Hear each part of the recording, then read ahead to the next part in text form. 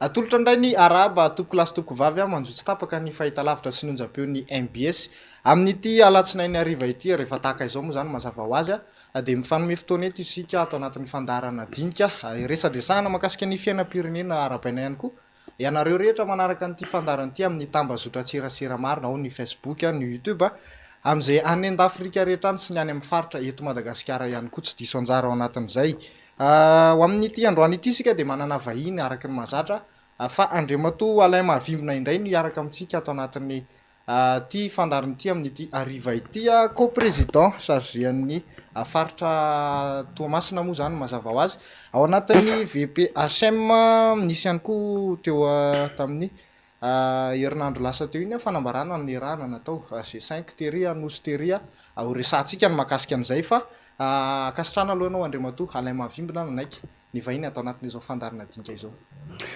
Saotra nareo ato amin'ny MBS nanasa ary miarahaba ny vahoaka malagasy manaraka izao fandaharana izao na eto an-toerana na any ivelany zay dindiniantsika momba ny raharam-pirenena eto amintsika Madagasikara. Averina trano moa zany fankasitrahana ho anao Andriamatoa Alain Mahavimbona nanaiky ivahiny sy resadresaka hitafatafa hitondra fanazavana ho amin'ny vahoaka malagasy ihany koa anatin'izao fiainam-pirenena zay sokajiana azo lazaina ihany hoe mafapana anatin'ny fahasahiranana ihany koa ny vahoaka malagasy tsirairay isa-tokantrano amin'izao fotoana izao avy hatrany angamba dia tonga dia ny fahitanao ny mahakasika ny resaka vidim-bary amin'izao fotoana izao sy ny sosialy amin'ny ankapobeny satria raha tadiditsika tamin'ny fampielezan-kevitry ny filoham-perinasa amin'izao fotoana izao moa zany nilaza izy fa hojerena ny mahakasika ny vary io vao nanamafy an'izay ihany koa ny lahatsoratra an-gazety ny ministra amperinasa amin'izao Ramatoa Ratsika Malala ny lohateny gazetiny dia ny hoe tsy mihoatra ny 500 sy 500 ariary ny kapoaka ny vary amin'izao fotoana izao nefa tsy izay ny zavatra hita efa misy tafiakatra amina 500 sy 1000 ny kapoaka ny vary amin'izao fotoana izao manahoana ny fahitanao an'izay fiainan'ny vahoaka sy ny sosialy amin'izao fotoana izao. Ya ny fanontaniana hoe manahoana ny vidim-bary ary fifandraisan'ny vidim-bary sy ny fiainam-bahoaka. Na ny zavatra zay azo resahana aloha voalohany indrindra aloha io vary io no foto-tsakafontsika malagasy. Dikan'izay zany raha ohatra koa tsy mahita vary ny vahoaka malagasy agnatin'ny andro raiky na misy zavatra hafa azo tokony hohanina dia efa mahatsaro tegna izy fa hoe sahirana zay izy. Satria isan'ny zavatra anankiray ataontsika hoe tandavadikoditra amin'ny malagasy mihitsy ny mihinam-bary.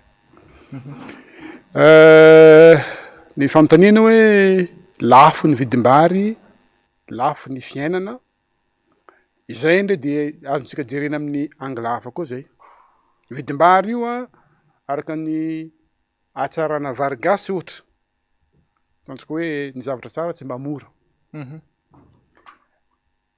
Raha ohatra koa ataontsika hoe ambany be ny vidin'ny vary dia mety tsy ampirisika ihany koa ny olona zay hamboly vary satria marobe ny tantsaha mivelogna amin'ny vary.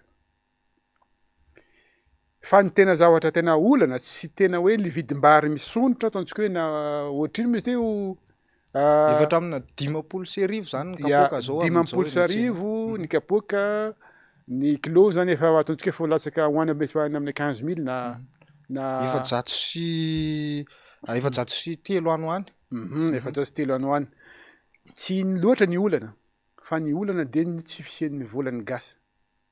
Zany hoe zany lay tsy fahafahan'ny gasy mividy no tena olana eto amintsika. Ary zay no mitarika lay fahasahiranam-bahoaka satria hitanao fa ny vola no tena hiatrehana ireo rehetra ireo. Ary ny vola dia tsy maintsy miainga avy amin'ny alalan'ny asa. Rehefa tsy manana asa ny olana anankiray izay asa fivelomana azahoany vola dia tsy manana ho amidy zavatra izy ary rehefa tsy manana ho amidy zavatra izy mazava ho azy ahita ilay fahasarotany zavatra vidiana indrindra moa resaka ny vary zany. Ary rehefa tsy mahavidy n'iny izy dia azo lazaina hoe fa mahantra zay. Zay zany tena fanampirofony hoe mahantra ny satria tsy afaka mividy n'iny izy ny tsy afaka miatrika ny fiainana izy mahantra izay. Ka ny tena olana zay mampisy lanja lalina amin'ny sosialim-bahoaka de ny tsy fananana asa zay fidiram-bola ka tsy ahafahan'ny vahoaka miatriky ny vidim-piainana amin'ny andavanandro. Donc zany raha ohatra koa hoe inona ny vahaolana? Ny vahaolana zany rehefa tsy misy ny asa zay idiram-bola na hoe tsy misy ny mpampiasa mandray mpiasa de tokony ho vulgariser na hoe atao misy lanja bebe kokoa zany ny irosoana makany amin'ny fambolena. Zany hoe reo velarantany zay ataontsika terre-plein moa lazantsika azy azo anaovana vary reo a tokony orientena makany am'izay daholo ny effort en majorité le ataon'ny fanjakana hanampiny olo sy ampirisiny olona hiverina amin'ny fambolena vary. Satria rehefa mamboly vary anie tsika ne tsy hividy vary. Ary rehefa tsy mividy vary atsika aloha manan-kohanina dia efa tsy mijanona am'izay antson'ny gasy hoe mahantra satria ny gasy tena mahantra de le tsy mahita ny hohanina. Fa raha mbola mahita vary hohanina ny gasy ne tsy kilasy hoe gasy mahantra izy. Satria hafa le luxe le zany hoe le aingitraingitra moa filazana zany. Zany hoe luxure ny fiainana manana ny niveau économiquement ambonimbony. Fa ny tena zava-dehibe migasy aloha de manan-kohanina. Ary rehefa manan-kohanina izy a mahatsaro tena misy fahasambarana ihany izy. Zay zany ny gasy. Ka vahaolana rehefa tsy afaka amoron'asa dia tokony amafisina ny firosoana bebe kokoa amin'ilay tena ataontsika hoe fototra ny mahagasy atsika de ambolena vary ary ny eto amitsika ihany koa mbola ny tambanivohitra moa zany no azo lazaina mbola manana pourcentage bebe kokoa noho ny olo-piasa. Donc aleo zany accompagner le tambanivohitra mba ho afaka anao fambolena ialana agnatin'izay tsy fahafaha mividy mba ho hisy hohanina izy. Amin'ny ankapobeny raha ny taremarika ny voaka 800 eo ny malagasy no ataontsika eo anatin'izay fambolena zay am'izao fotoana izao ihany koa nefa ny 700 ny malagasy any hoany ny tafalatsaka lalo anatin'izay fahantrany zay zany hoe efa rakotra tanteraka aloha zany ny resaka fambolena raha hoe zay ny tokony iverenana. Eo ihany koa ny olana maro samihafa raha nita aloha zany ny fanjakana de somary mifantoka kokoa amin'ny resaka fanafarana vary. Zany hoe mety hoe tsy vitany ve zany no ataontsika hoe miandraikitra na migérer an'izay fambolena zay tsy zay tsy ny fambolem-bary ihany fa io ihany koa ny resaka lavanilina zany hoe resaka le fototra am'le resaka fambolena malagasy mihitsy zany no io ohatran'ny voakitikitika io manaona ny fahitanao an'izay. Raha afaka miresaka kely ihany koa mahakasika ny resaka lavanilina ihany koa Andriamatoa Alain Mavimba. Le araka ny nambarako teny hoe zany moa zany raha ohatra jerentsika amin'ny fandaminan'ny fanjakana zany le organisation gouvernementale zany zany mametraka le priorisation zany priorité anatin'ireo secteur zany sectoriel zany lazantsika azy. Dia any ihany ny vahaolany raha ohatra ka mirona bebe kokoa any amin'ny fampiroboroboana ny fambolena sy fiompiana zay alaka lambaranao teo hoe 80 isanjato ny malagasy mbola comptentsika fa hoe isan'ireo tambanivola. Raha ohatra ka tena mifantoka amin'ny fambolena sy fiompiana ny vahoaka 80 isanjato ny vahoaka malagasy ary accompagner ny fanjakana am'izay ahafahany ho professionnel zay kony zany hoe tena ho matianina satria raha ohatra ataontsika hoe 80 isanjato ny vahoaka malagasy antsontsika hoe mpamboly na mpiompy nefa mety akoho anankiray tsy ompiny na hoe vary anatina ataontsika hoe 40 mètres carrés fotsiny ny amboliny tsy tafiditra agnatin'le classement professionnel moa zay. Dikan'izay zany tsy tokony classifientsika hoe mpamboly izy. Ary zay ny tena manahirana eto. Manahirana eto Madagasikara le lazaina hoe tambanivolo na hoe le tantsaha mitonona azo tantsaha zara ndraindray azy izy na manana biby anankiray ompiny zany na manana vary kely agnatin'ny 10 mètres carrés ho ambolena izy nefa izy mitonona ho tantsaha. Tsy tantsaha reny fa ny tena tantsaha ny tokony izy ireo tena mifantoka tanteraka amin'ny fambolena sy fiompiana izy any ambanivolo ary tsy échantillon azy zany hoe tsy échantillon fotsiny atao fa tena zavatra tafiditra anatin'ny hoe mahavelona ary professionnel angamba lantsika azy zay ny tokony ho izy ary tsy mampitombona an'le 80% ny malagasy tantsaha sy ny tantsaha mamboly sy miompy le raha zao fiainantsika zao tsy mitombona zany raha ohatra ko tena 80% ny malagasy no mpamboly sy mpiompy sady tsy nagnafitra varitsika no tsy sahirana ihany koa satria ampy andeha iainany ataontsika hoe ny 20% le reste ny zavatra vokarin'ireo 80% impossible zany dikany tsy mitombona mihitsy io statistique io raha ny réalité amin'ny fasany amin'ny fahasaranam-bahoaka zao no resana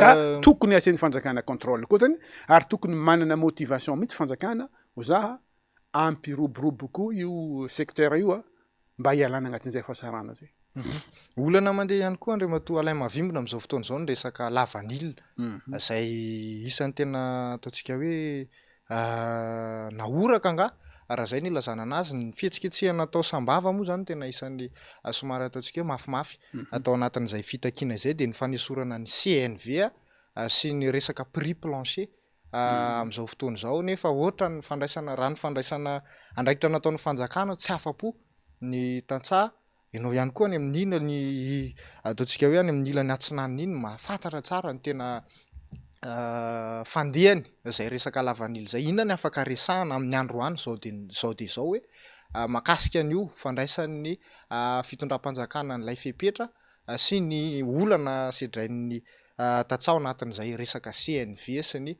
prix plancher amin'izao fotoana izao io ny mariny tokoa mo tatoato ary lasa ataontsika hoe actualité somary nafanafana mihitsy ny zavatra nandalo tany amin'ny parti mamboly lavany tany Sambava zany na amin'ny parti Nalanjirofo sy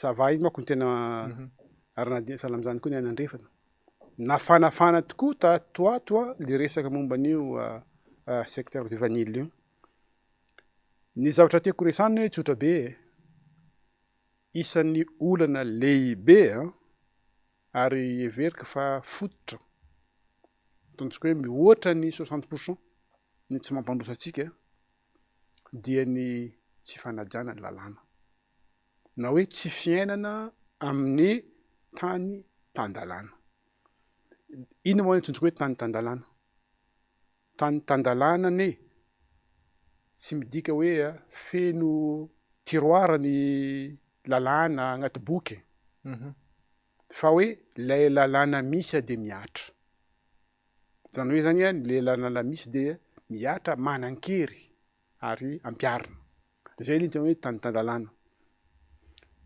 io resaka vanille io araka ny fahainoantsika azy ny olana dia olana mifototra amin'ny resaka lalàna misy ny fikarakarana vanille zany hoe ny commercialisation du vanille zany dia efa misy lalàna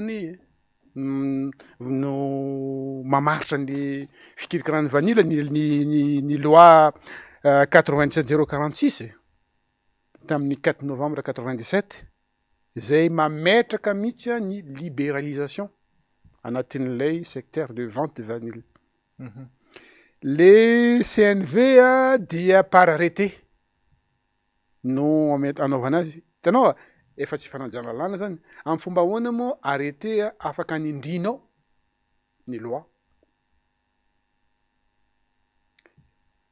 zany arrêté zany dia au niveau du gouvernement zany hoe réglementaire zany azo classifentsika hoe texte réglementaire ny texte réglementaire afaka ataonao manindry loi efa tsy fampipetrahana tany tandalàna zay mbola eo ihany koa les planchettes des prix mbola magnitsika lalàna ihany koa lalàna io milaza ilay lalàna fa hoe malalaka ny fanaovana ny fikirikarana vanille fanondranana sy ny fivarotana araka ny lalàna ataonao ndray ny arrêté ministériel anangananao organisme anankiray andeha nindrinao ny fonctionnement ny loi zay mbola en vigueur koa mbola manan-kery mbola miasa mbola tsy abrogé tsy anao iny tsy caduc zanao zay zany ny olana zany.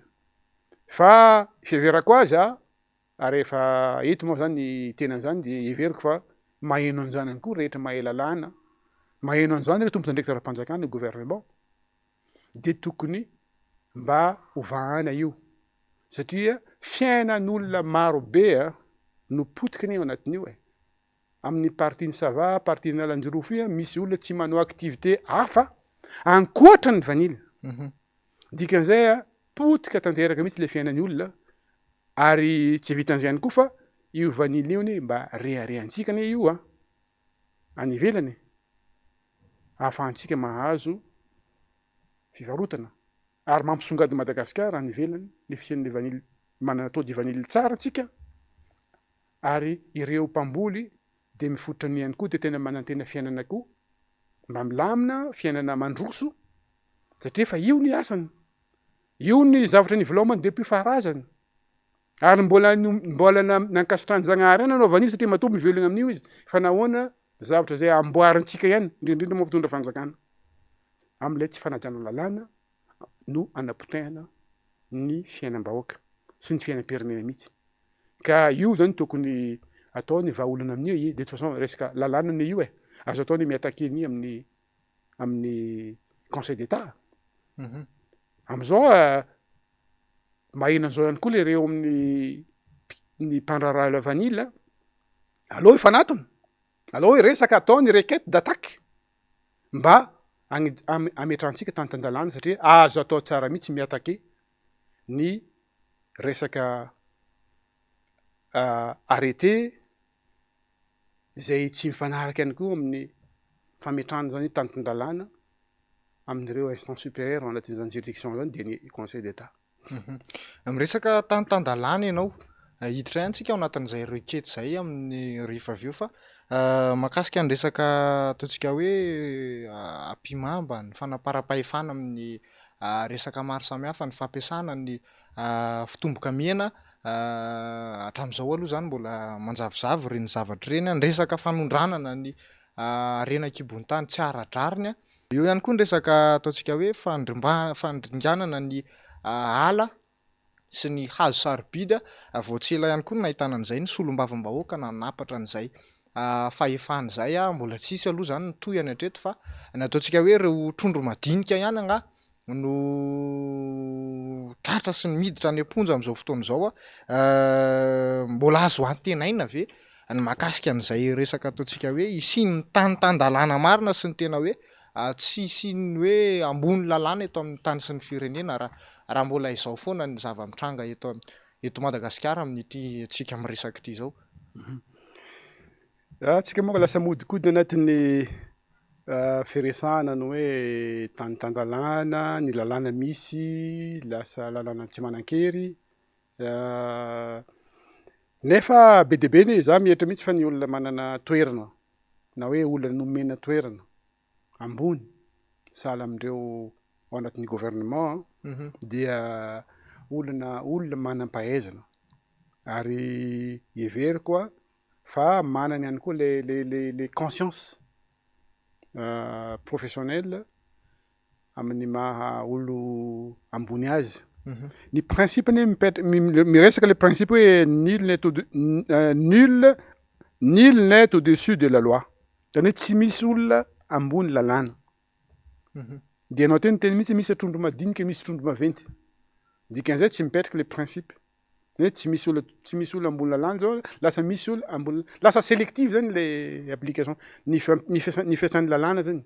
Lasa voatokana ho an'ny olona sarangana hafahafa kelikely fotsiny zany le iaran'ny lalàna fa le tena gros poisson moa lazantsika azy tsy iaran'ny lalàna de dikan'izay mbola tsy ho tafavoaka foana tsika satria tsy mipetraka koa le fanajana ny lalàna velona. Inona no mety ahafahantsika miala amin'izay satria efa zay aloha zany ny voambolana ataontsika hoe mipetraka an-tsainy maro amin'izao fotoana izao hoe misy ny trondro vaventy misy ny trondro madinika fa zay le izy aloha zany de ahoana ny ahafahantsika le vahaolana miala amin'izay mety hoe ataontsika hoe fomba fijery tsy mety zay manavaka ihany koa mametraka an'le hoe misy ambony lalàna misy ambany lalàna. manara roatra mihitsy za satria misy zavatra nisoratako mihitsy amin'ity boky kely nisoratako ty nanao an'izay mihitsy zay mihitsy zavatra misy niresahako anatin'ity boky ty ny hoe raha mbola lalàna faible na hoe loi molma zany na hoe mpitondra malemy tsy mahafaka mampiatra lalàna. Ahoana moa lazany hoe mpitondra malemy tsy afaka mampiatra lalàna? Mety mpitondra matahotra mampiatra lalàna de tsy hoisy mihitsy ny afahana ampipetraka zany hoe tan-dalàna zany.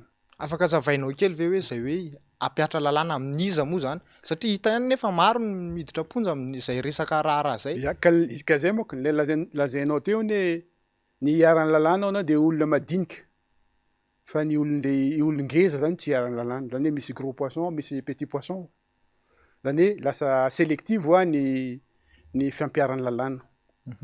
De ny mampiatra lalàna de tsy misy olona ambony lalàna, zany hoe izay rehetra diso dia tsy maintsy sanctionné, ary zay olona marina dia libéré amin'ny tsy hiaran'ny sazy. Mitovy amintsika manao resaka fiarahamonina foana anio raha ohatra moa tsika anaty fiarahamonina tsy mba misy organisation kely apetraka atsika anaty fiarahamonina fa samy mandeha samy mitady samy manao zay sempantany magnitsakitsaka le tokony place bandiny hafa tokony tsy idirana de tsisy raha ilamina io. Anatin'ny fiarahamonina tsika misy fandamina atreto limite zay le liberténao. Liberténao dia jusqu'à am'le farany zay ahafahanao ikitika ny hafa, zay liberté. Dikan'izay raha ohatra ka misy limite io ny tsotsoka lalàna.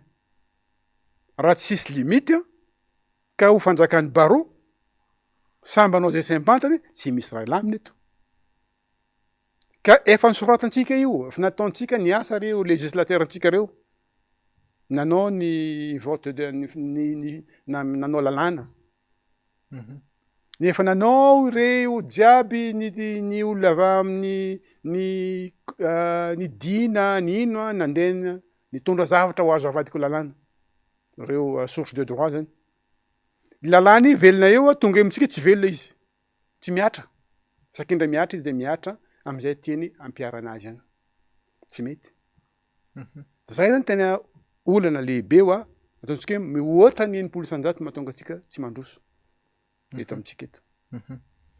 Mahakasika an'izay ihany resaka tan-dalàna tiako idirana kely ihany satria resaka actualité ihany koa am'izao fotoana izao ity resaka la gazette de la grande île ity. Raha afaka mitondra kely fanazavana mahakasika an'izay ianao, resaka ny fahalalahana maneho hevitra ihany koa satria maromaro ihany ireo ataontsika hoe samy maneho hevitra eo anivon'ny tambazotra-tserasera zay hitantsika hoe somary mivoana ihany koa ao anatin'ny tsy fahafezana an'izay fa misy ny maneho hevitra amin'ny fomba tsotra sy ny mazava, zany hoe ny tsy fankasitrahana ny fitondrana amin'izao fotoana izao sy ny maro hafa avy hatrany de mitomboka ponja. Io zao ny malama elankitsiny moa zany mahery lanto manandafy nisy an'iny de resaka tafavoaka tamin'ny faran'ny taona de foazina indray ny taratasy aty aoriana.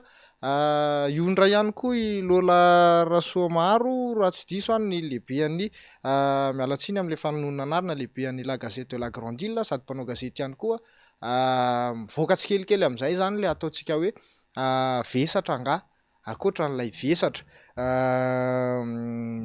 nampidirana ponjavonjy maika anazy isan'ny nanotohana ny fitondrana ihany koa satria nasa ny teny mafimafy tao anatin'izay amin'ny gazetiny ahoana ny fahitanao an'izay fampiarana an'izay lalàna zay ihany. Tiako iverenana kely mba hidirana lalindalina mahakasika an'izay satria zary hoe tsy afa mikofoka zany ny malagasy am'izao fotoana izao fa zay metsika kely tonga de efa fampitahorana gagazo raha zay ny fomba fitenitsika mahazatra.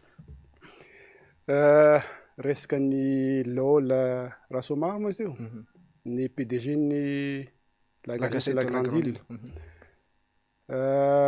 Io moa zany ohatran'ny ataontsika hoe manana casquette mety maromaro izy. Ny tena amantarana azy aloha izy tompon'ny la gazette. ka metimety mana activité hafa koa izy Mhm. ka zaho ito aloha tsy afaka miteny satria ny raharaha moa am'izao efa any amin'ny fitsarana Mhm. de fiheverako azy aloha mihitsy miandry ino no tena vesatra zay iampangana azy. Mhm. Tsy izy ihany fa reo ihany koa ry administra teo aloha Roly Mersar, Ya. Berija, maro le olona loatra niditra zany tao anatin'ny ataontsika Mhm. lasa Isan'ny manamarika tena maro koa na za zao zany hoe nisy fotoanany efa nanao roapolo andro latsaka kely tany amin'ny prison Mhm. ary nananjena tam'izay nanjena hoe fa nisy abus de pouvoir no nataoko tany am'za lehibe ny farsa. Mahazo anteny raha tiako manko mba hazavaina kely maro fa zao vao voalohany Mhm. Mhm. no niresahako an'izay satria isan'ny zavatra anankiray nanjo anazy isaorany ihany koa moa zany fa rehefa nandeha ny tribunal de za nanana ny document rehetrarehetra fa ny nanetra anahy fotsy tamin'ny voalohany dia ilay tena mariny hoe fijerena lalàna manan-kery manahoana maro moa tena hoe tany tan-dalàna ty. Mhm. Ya zaho efa folo taona nialana tagnatin'ny poste zany hoe zany efa 10 ans passé ny lehibe fatrana zavatra mbola nisoniaviko tany amin'ny 2012 tany no lazaina hoe aty amin'ny 2021 Mhm. no lazaina hoe fa misy abus de fonction aminahy en tant que juriste de formation to developpement hay zany hoe tsy efa ino ma fomba filaza am'teny gasy hoe efa lany paikady zay moa zany hoe efa tsy azo injeny zany Mhm. raha ny lalàna satria ny antony tsy criminel koa moa le izy fa diny fa zavatra ataontsika hoe resaka na erreur de droit io na erreur de fait Mhm. fa mbola nisy le izy fa soa ihany fa nanana ny documentko rehetrarehetra nanana ny archive momba ny raha zay leverina anjena rehefa nalefana amin'ny tribunaly na ny tribunaly gaga satria ny fonction amin'ny maha lehibe ny farisanahy tamin'izay fotoana zay no nafahako misigner en tant que personne morale du droit public représentant de l'État ary le zavatra nanjeranahy koa hoe projet présidentiel fa igny moa ataontsika parenthèse fotsiny Mhm. mba juste hoe lazahako fotsiny hoe mila mijery tsara le fandehanan'ny raharaha amin'ireo olo miara-miasa aloha ny gouvernement Mhm. satria indraindray aza sao de mba mety misy zavatra mety hanimba fa maiky manimba image an'ilay fitondram-panjakana ny acte tsy va contrôler ataon'ireo agent de l'État zay ny zavatra zay tiako tsoana ary tafiditra anatin'izany koa reto mila tokony jereny indrindra moa ny filoham-pirenena satria raha resaka politika io ny olombelona ozy mifaka amin'ny lohany ara-politika de ny filoham-pirenena zay Mhm. tokony mijery tsara mihitsy fa sao de mba ny zavatra zay ataon'le olona zay hevery no mena andraikitra atokisana no va maiky manimba zavatra na manimba image le régime. Mety tsy mamofopofona resaka vengeance politique ve raha ny fahitana an'izay zavatra zay am'izao fotoana? Ka zay manko mahatonga amin'ny teny eo satria tsy tokony hisy vengeance politique ao anatin'ny administration zany tena zavatra mazava fa teknika zany. Mhm. Fa raha ohatra misy adalàna de okany lalàna mitsara ny adalàna ny olona de sanctionné par rapport amin'ny acte nataony izy. Somary androso ihany tsika Andriamatoa Alaimavimona mahakasika ny resaka fitsipaham-pitokisana zay natao tamin'ny 7 Desambra 2024 izay raha tsy diso nataona solombavambahoaka misy 500 nolavina moa zany le izy nitsifotra moa zany raha zay ny azo ilazana anazy manahoana ny fahitanao an'izay zavatra zay eto amin'ny tany sy ny firenena satria zay krizy maromaro zay no antony nahatonga an zareo nanao an'iny fitsipaham-pitokisana iny zay lalàna zay takiny lalàna ihany koa aminy hoe afaka ataondry zareo nisy ny fionana moa zany ny raha nafantatra ny teo anivon'ny mpanatanteraka tampoka avy eo de hoe Tsy raisina indray niova hevitra daholo tampoka indray ny solombavambahoaka. Ahoana ny fahitanao an'izay rafitra zay amin'izao fotoana izao? Tena lasa ao anatin'ny resaka tany-tandalana foana zany no resaka atsika. Ary tena mbola resaka tany-tandalana koa zany. Satria zay zao misy ataontsika hoe roa azo resahana zavatra nandalo iny. Ny nandalo amin'ny tapany faharoa dia ny tsy fanajana hoe le antsoina hoe fampisaraham-pahefana na hoe séparation des pouvoirs. Ny tapany voalohany indray dia abus tsy ohatra zao amin'ny lalàna procédure manko amin'ny procédure satria ny lalàna mihitsy no mametra ao anatin'ny lalam-panorenana fa anjara asan'ny solombavambahoaka manao ny contrôle ny asan'ny gouvernement. Rehefa manao contrôle izy résultat ny anankiroa soit positif soit négatif. Ny zavatra tsapan'izy ireo va tsy mitomba zany hoe tsy miabo zany hoe tsy mandeha araka ny tokony izy. Ny asan'ny gouvernement dia nanao an'izy ireo motion de censure iny censuren'zareo ny gouvernement. Dikan'izay tokony lay pitsopitson'ny fepetra ny fepetra rehetra zay mahafeno ny fanatanterahana ny hanaovana ny motion de censure koa fa feno dia tokony tohizana le procédure. Zany hoe ny tsy nafahan'ireo solombavambahoaka nanao ny fandatsaham-bato zany nanao finalisation zany ny vote no tsy fanajana lalàna na hoe fanitsakitsahana ny zo na hoe andraikitra takiny lalam-panorenana amin'ireo solombavambahoaka. Rehefa avy ihany koa nahazo an'ilay ordre moa tsika zany na baiko avy amin'ny filoham-pirenena ny filohan'ny antenimiera-pirenena dia najanona tanteraka ny procédure zany. Dia iny moa zany efa tafiditra anatin'ilay ataontsika hoe lasa niditra anatin'ilay valany hafa nde moa lazantsika azy ny filoham-pirenena satria tsy anjarany ny manao ny mibloquer ny fandehanan'ny procédure ny motion de censure au niveau ny assemblée nationale araka ny lalam-panorenana. Dia nanjary lasa nisy le volaikanao hoe non respect an'ilay séparation des pouvoirs zay. En plus ihany koa mbola lasa nivioleka na hoe nagnitsakitsaka ihany koa le lalam-panorenana. Hitantsika moa iny resaka iny dia nanao ny requête ny député tamin'ny alalan'ny ny HDDID zay rehefa avy eo nalefa tany amin'ny ACC dia ny ACT nanao ny lecture. Ary indrindra no tiako hidirana aketo amin'ny fanambarana na ny resaka an'io resaka article 60e ny lalam-panorenana io. Ny article 60e lalam-panorenana io dia manambara zany hoe magniraka ny filoham-pirenena zany mandeha prononcer zany tsika hoe ny situation exception. Dia zany hoe tsy obligation io amin'ny filoham-pirenena zany hoe tsy manera filoham-pirenena tsy maintsy anao an'io fa io zany dia mametraka ho an'ny filoham-pirenena amin'ny teny filazana hoe examen de conscience amin'ilay fahatsapana hoe misy crise eto. Ary misy crise tokoa satria ny crise voalohany dia ny crise institutionnelle zay nitranga tao amin'ny assemblée nationale tamin'ny alalan'ny fampijanona n'ilay procédure zay nanaovana ny motion de censure ho an'ny gouvernement.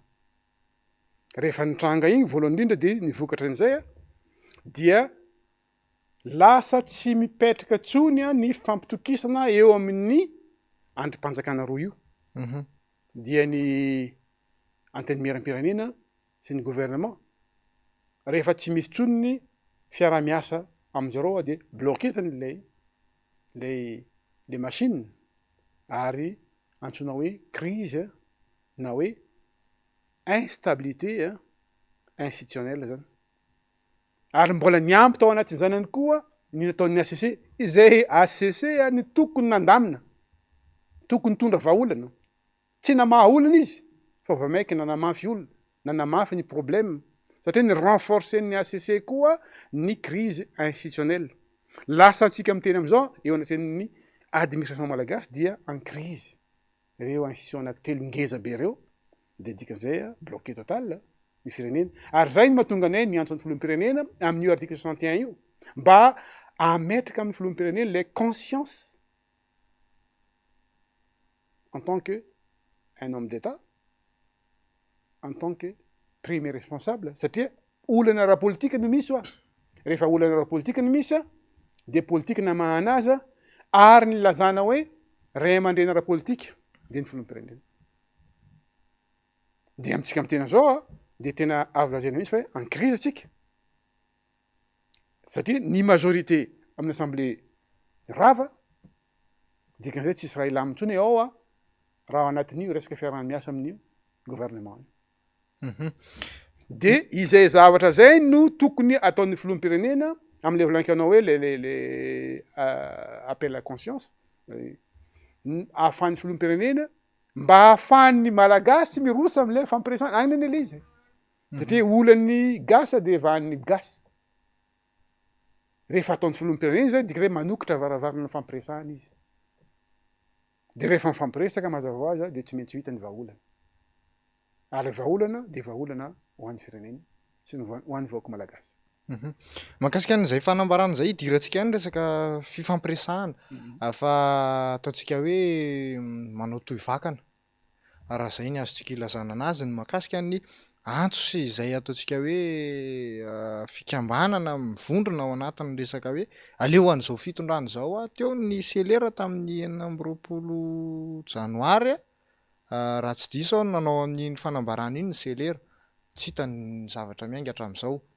Teo ihany koa ny teny am'leo intsy ny 17 ny volana martsa teo ny faraika amin'ny 30 ny volana martsa io ianareo.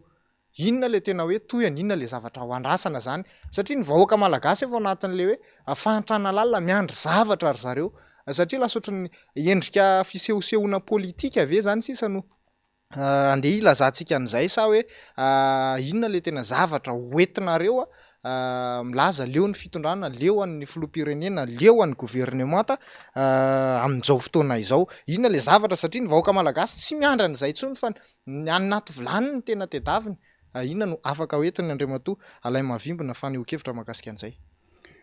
Marina tokoa zany, tena marina anisan'ny fanontaniana napetraky ny mpanao gazety tamiko mihitsy zany tamin'ny fotoana nanaovana ny fanambarana. Satria efa lasa référence le nataony le CLR nanao déclaration miezingezina hoe ho inona ny toy ny tsy fantatsika mety mbola mitohy zany. De nanao koa moa reo solombavam-bahoaka tam'le intsy ihany koa nanao ny fanambarana koa miezingezina, nanao ny interprétation isan-karazany de inona koa moa ny tohiny. De nanao koa zay koa de inona koa ny tohiny.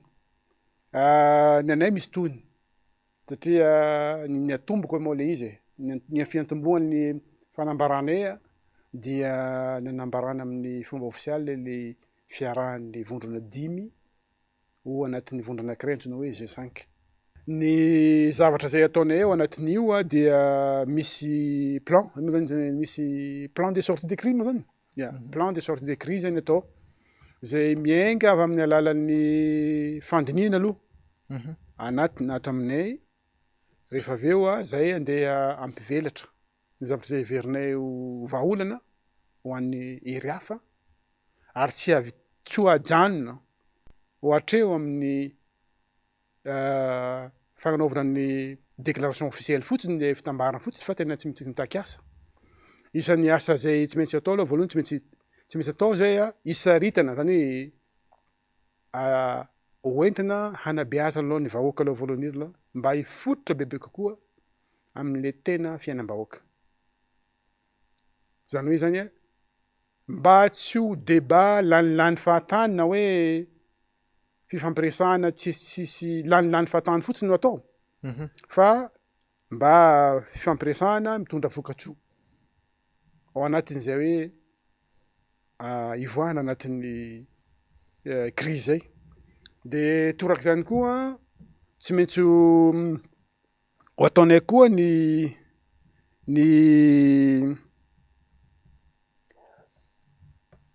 ifampiresana samy mpanao politika anatin'ny antsoina hoe débat d'idées koa moa zany. De hoe inona tena fototry ny aretin'ity firenena ty ary tondrana vahaolana. Zany hoe zany natomboka anay iny miainga avy eto Antananarivo dia tsy maintsy ely ery Madagasikara le izy. Satria ny olana mety mitranga ny sambava fa ntsika vanilla. Mety any atsimo zao mety resaka omby. Kere ihany koa io. Kere ihany koa. Ny aty amin'ny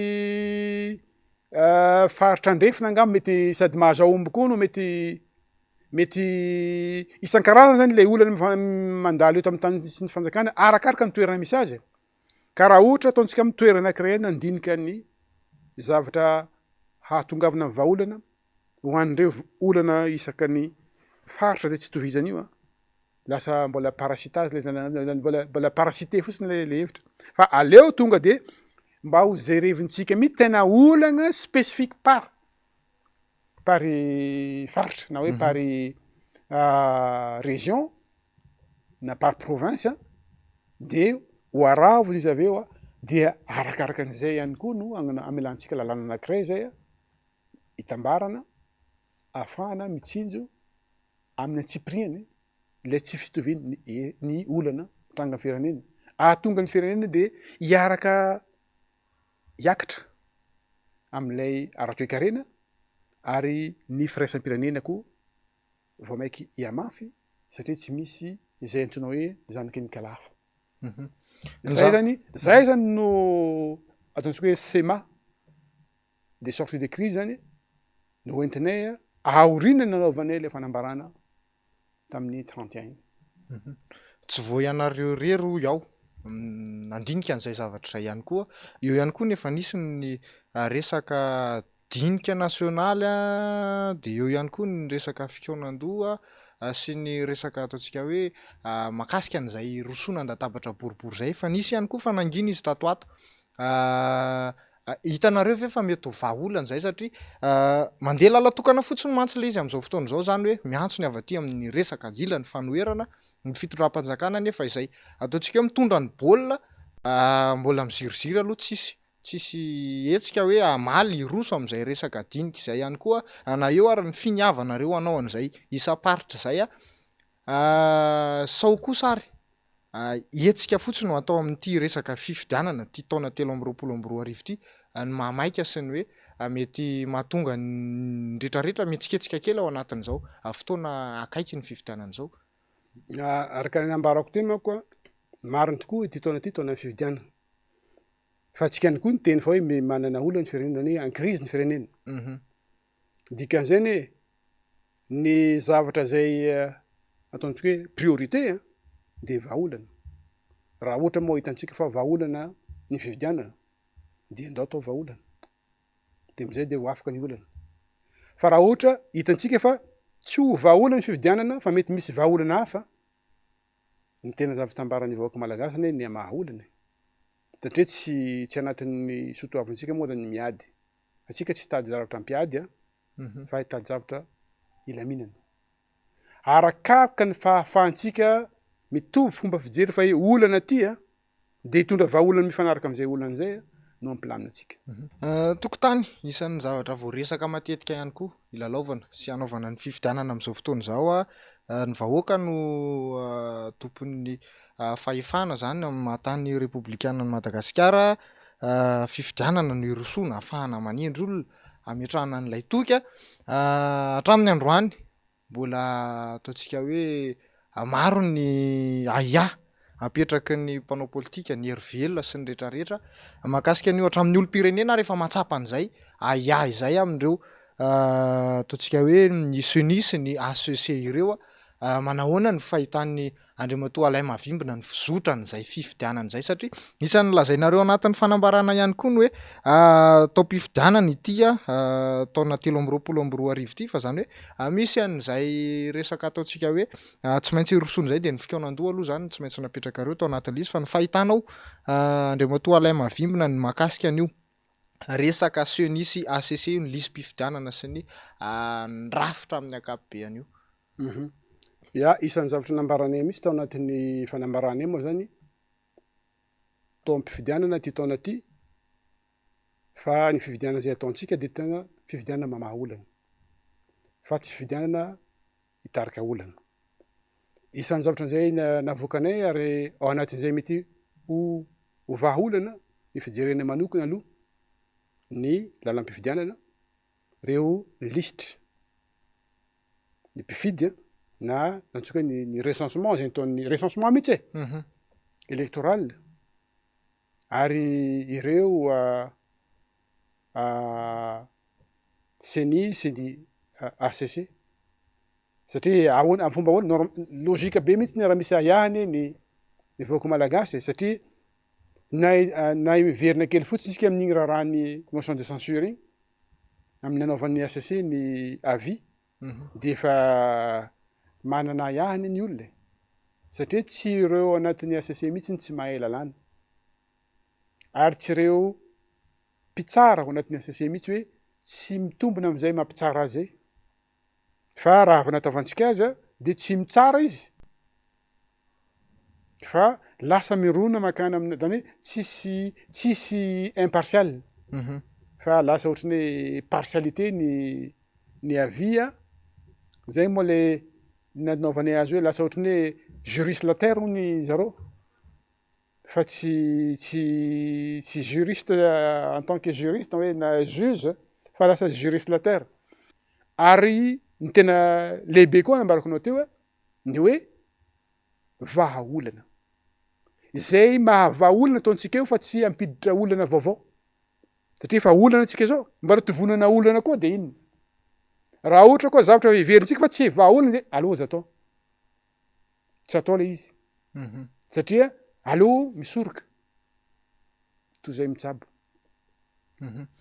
Zany hoe raha tsy isy zany ny dinika raha tsy isy ny fikaonan-doha resaka miverina foana mantsy ny doublon raha tsy isy zany zay ataontsika hoe marimaritra iraisana iarahan'ny hery velona rehetra ny ray aman-dreny am-panahy ny ray aman-dreny ara-drazana sy ny maro hafa miantso ihany koa nareo moa zany ny sehatra iraisam-pirenena raha tsy isy ve zany zay zavatra zay hemotra indray ary ve zany ny fifidianana sa anahoana ny toyana iaina ny Madagasikara am'izao fotoana izao hoavy moa zany fa zay mbola miverina ihany am'le lazaiko hoe le article 61 teo le examen de conscience ny président ary satria zay mihitsy tena esprit le texte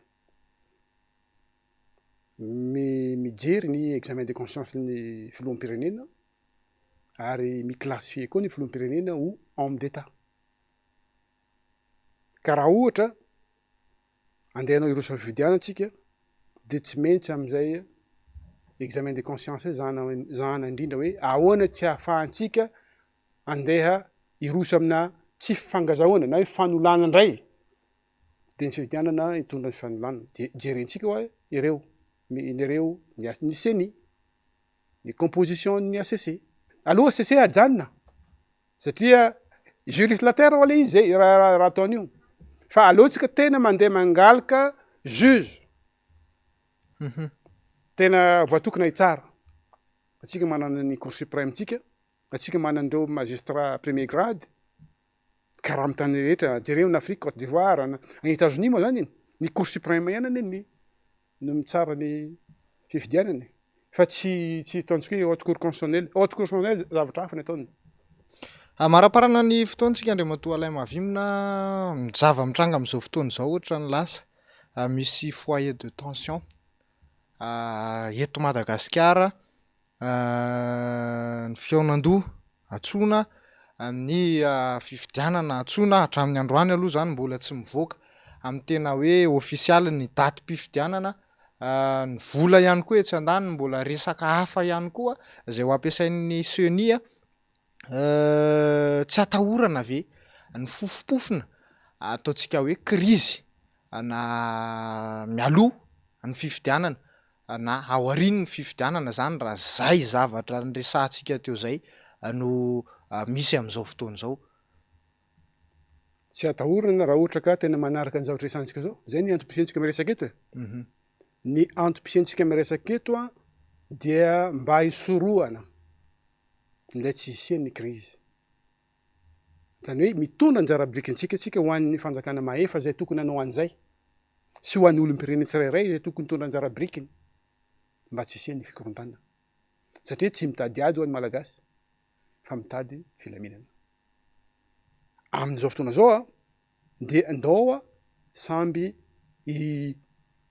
hisikimpo, andefitra, amela ny ambition mal placé, zany hoe ny ambition mal placé zay ny filazana azy. Fa tena hijery mihitsy hoe ino ny fiarahamonina, ino ny firenena, ino ny tanindrazana. Fa raha ohatra ka manan'izay fomba fisaina zay tsika, ary zay fomba fisaina zay tokony ireo anaty fanjakana no mitarika azy. Satria politika ho an'ny olana.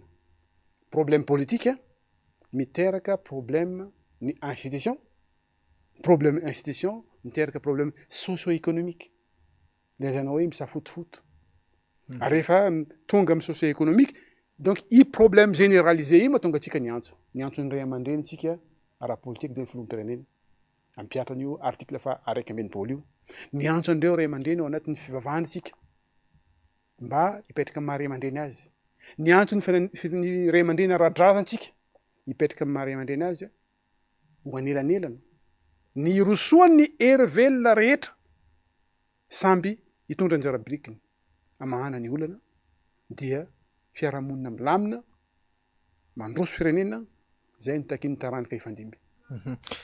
Amarana ny tena amarana ny fotoantsika Andriamatoa Alay Mavimbona, angamba sady omeko anjara fitenenana ianao amin'ny tinana nany hoe afatra tiana hoentina amin'ny vahoaka malagasy sy ny mpitondra sy ny hery velona sy ny mpanao politika sy ny olom-pirenena rehetra na hita toerana na any ivelany dia ao anatin'izay ihany koa mba hangatah kely ianao ny fahitanao ny resaka 7 Martsa 1797 sy ny amin'izao fotoana izao nanahoana le fahitanao an'ilay tena hoe fitiava-tanindrazana le tolona sy ny toetoetry ny fomba fankalazana amin'izao fotoana izao. Ny fomba fankalazana moa aty aoriana santsika hoe efa firy taona aty lasa dia efa fankalazana zay izy. Iny manamarika an'iny moa zany le fisehoan'ireo bekotro marolatra akangasisana amborana. Zay moa tena manamarika an'iny. Dia fanomezana kely an'ireo amin'ny fotoana an'iny dia ny fanaovana fombafomba dia zay. Fa ny hoe ny fiverenana hoe resaka réconscientisation amin'ilay nataony ireo ray aman-dreny ny ady taloha efa fombafombany ihany. Zany hoe tena efa tsy latsaka mpaka amintsika génération aty aoriana zay degré ny fitiavan-tanindrazana nataon'ireo ray aman-dreny taloha. Ary avy lazaina hoe atsika ny perte atsika satria ny antony zareo nefa maty any. Fa ny maha-perte atsika tsy haintsika akory ny saisir amin'ny teny français ny opportunité zay nentin-dre razamentsika ireo hanohizantsika ny fiainantsika ty sy ny fiainana manaraka any. Dia izay zavatra zay tany dia tokony ho anaovana examen koa, examen de conscience ho antsika rehetra taranaka mbola eto ary mitsinjo ny tohizan'ity lavalava. Ny afatra na fitana hoentina zay afatra oui ataoko mifandraika ihany amin'le 29 mars ihany. Satria hitanao amin'izao fotoana izao indrindra ho an'ny tanora, ny hoavin'ny tanora amin'izao tena manjavozavo. Raha izao zavatra misy izao na zahay zao zokonjokony zao efa mba nisy kely fiainany iainanay vasahiran-kirana zahay fa indrindrandrindra amin'izao fotoana izao vao maiky sahirana dia hanahoana ny hoavin'ireo zanaka dimby zay hitantan'ity firenena ity manaraka. Satria zavatra hitan'ny vahoaka ihany ny kopieny ary zavatra hitan'ilay tanora ihany koa ny kopieny raha forme amin'ny teny français modèle de société ohatran'izao no ancré anatin'ireo tanora reo dia ohatran'io ny heveriny mba nohizany ka andraisany tanana koa ny hoavany sy hitondrana anjara biliky amin'ny firenena manaraka tsy hay mihitsy mety ho forme société ohatrana ino tonga eto d'ici quelques années no zany a dia fotoanan'izao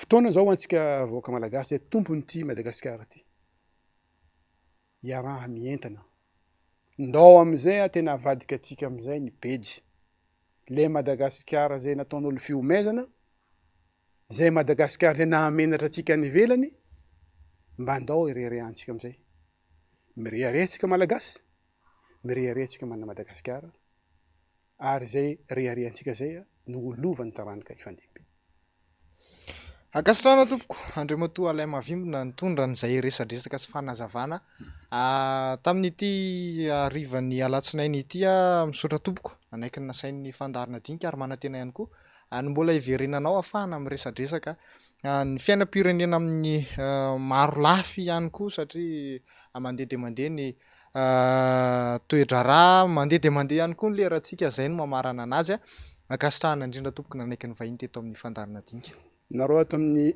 MBS no ankasitrahana nanasa ary manantenana anareo koa mbola nasa manaraka satria araka nambarako tema tsy maintsy ny fampiresika any no ahitana vahaolana ary hevitry ny maro matakadavitra saotra ihany koa ho an'ny vahoaka zay nanaraka ny dinidinika nataontsika teto manantena ihany koa ny vahoaka mba handray zay azo raisina tamin'izay zavatra zay noresantsika teto ary eto ihany koa ny tenena ihany koa satria resaka makana amin'ny public moa ny resaka natao teto raha misy manafintona dia aoka ny teny no arinareo fa tsy zaho ny mamoaka azy no ataonareo very anaty fiarahamonina mankasitraka akasitrana indrindra tompoko dia akasitrana ihany koa ianareo tany tokantrano tany navita ny aritra sy ny eno an'izay afatra noentina sy ny fanazavan-kevitra fanehoan-kevitra izay mahakasika ny fiainam-pirenena ilaina satria araka ny efa voalaza teo dia adidintsika tanora no mitondra an'izay ihany koa anjara biriky ahafahana manarina ny firenena izay vao ety